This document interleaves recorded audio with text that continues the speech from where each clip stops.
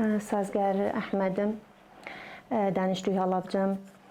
لە ساڵی 2011 بۆ 12 تەخەڕوجم کردووە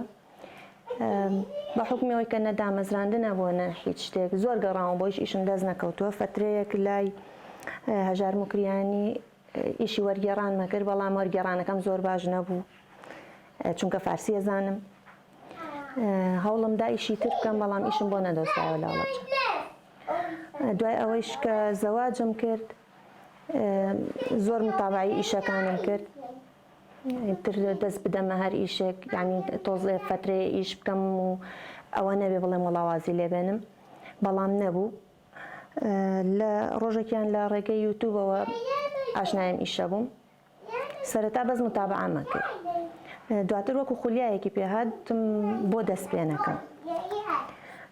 ئیشەکە توانی لە ماڵە ئەنجامی دەیە گەر مناڵی شوە بێت تر ئەوە بوو کە پرسیارم کرد وتم زانجارە مادەشتەکەی لەکوێ دەسەکەوێت لێرە ئیتر پێیان وتم ئەتوانی لێرە لە دوکانی کریشما بەدەستی بێنی شتەکانی هەیە دەسەکەوێت لەلایەن منیش بە حکمیەوەی کە زۆر خولیامە بووبووی چوون کڕیم ڕایزن و هارنەرەکەیم کڕی بەڵام نەمەزانی چی لێ بکەم سەرەتا تەنیا یە قاڵبم دروست کرد تێک چوو وتم با هەوڵ بەم لەگەڵ یابزانم چۆنە بە زۆر متابعی یوتیوبم کرد دواتر دووسێ مامۆسایی فارس ئەوان دەمێکە لە ئێران ئەم ئیشەکەن کۆرسی ئۆنلاینیان کردبوویەوە لە ڕێگەی ئۆنلاین و زۆر بەشداریم کرد ئیتر دانیشتن فێر بووم لێیان متابعی کارەکانیانم کرد بەعزێ جار هەروە وەکو فێرکاری شتیان دروستە کرد و دایانەنە تر لەو ڕێگەیەوە فێر بووم ئێستا نزیکەی 5-6 مانگە دەسم کردووە بەم ئیشە یەکەم جار لە فستیڤاڵی هەنارەکە بەشداریم کرد بەڵام ئەو کات ئیشەکانم کەم بوو نزیکەی مانگێک 2 مانگ بوو تازە دەسم پێ کردبوو ئەم ئیشەی من ڕایزنی پێڵێن کاری دەستی ڕایزن خۆی لە 2 مادە پێک دێت لە ڕزین و هاردنەر ئەم مادەیەکی تازەیە لە هەموو دنیایە تازەیە چونکە زۆر ئیشی پێکرێ بەڵام زۆری شتۆکمەیە خۆمان هەمانە بڵێ کە ڕۆشتوینەتە دەشت و سەمقە بووە بە درەختۆ ئەوە جۆرێکە لە ڕایزن بەڵام ڕایزنێکی سروشتیە خۆی ئەم مادەیان هیچی پێ نایەت بە سادەیی خۆی بکرێ بەر شتێکە ئاسان لێ بێتەوە ئەمەیان ئەیبەستێت یعنی هەردووکیان تێکەڵەکەی ئیسا ئەم مادەی کە من بەکاری بێنم ئەم ڕایزن و هاردنەرە دوو بەیەکە واتە ئەگەر ئەمە 50 گرامی بەکار بێنم ئەبە 25 لەوەی تێ بکەم شێوازەکەی وایە جا شتێکیشی هەیە قەت ناتوانی بڵێ بە پەرداخ دیاری ئەەکەم یا بە کەوچەک یا بە شتێت تەنیا ئەبێ بە کێشان بە گران بەکاری بێنی ئەینە مادەکە و نایبەسێ شلە بێتۆ ڕەنگی زەر دەڵەگەڕێ وەکو جەلی پێیەت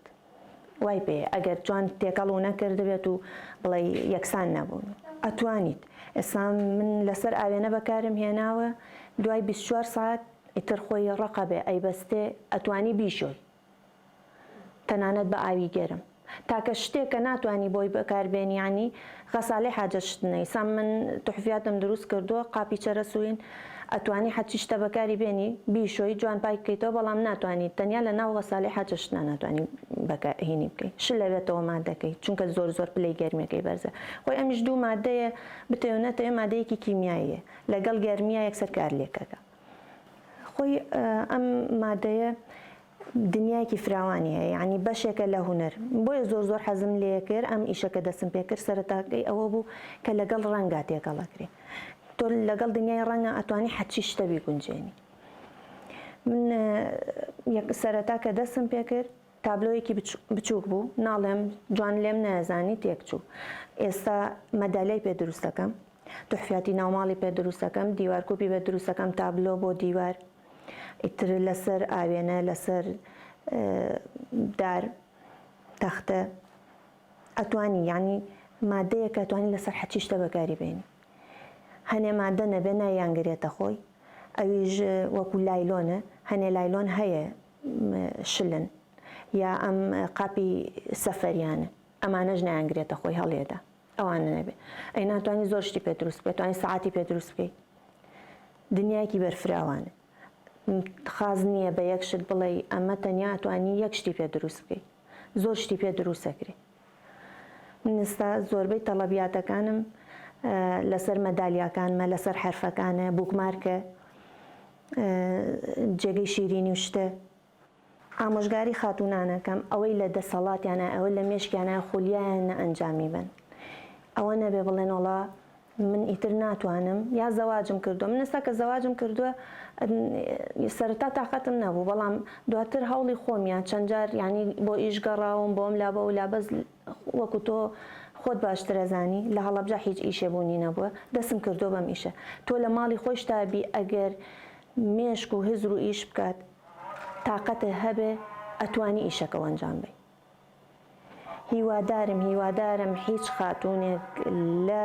هەڵەبجا بە تایبەتی بەعام لە کوردستانە ئەوەی نەبێ بڵێ من چاوەڕێی دامەزراندنی حکوومەتەکەم اینجا بایشم دەستکەوێت چونکە شتی وا قەت بوونی نابێ